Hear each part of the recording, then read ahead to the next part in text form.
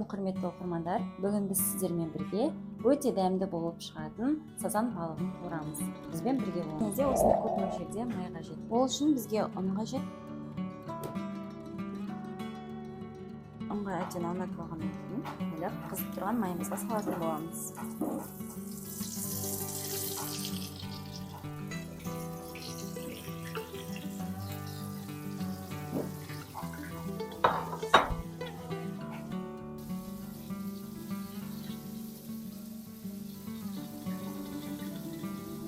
Бастапқы қуырылып жатқан балықтарды тек қана ұнмен қуырып қойдым.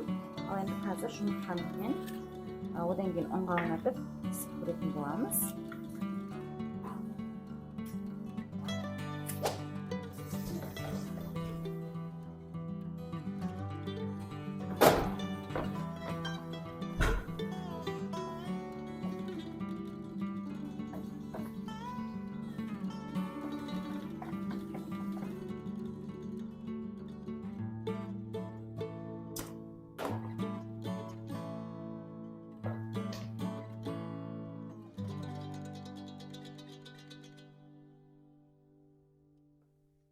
Бұл тек қана жұмыртқа емес, жұмыртқаға ұн қостық.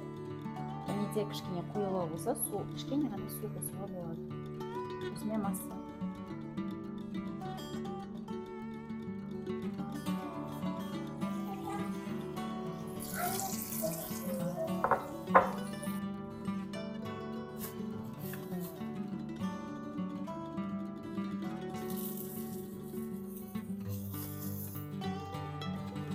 Жаңа қуырылған балықтарымызды осылай арасына жуа салып,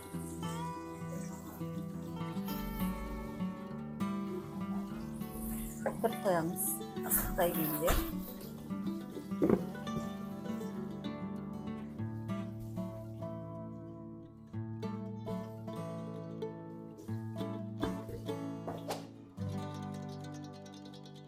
Осымен қуырылған сазан балығымыз дайын болды. Мен осылай жұмыртқаға аунатып жасағандағы балықтар өте жұп-жұмсақ, дәмді болып шықты.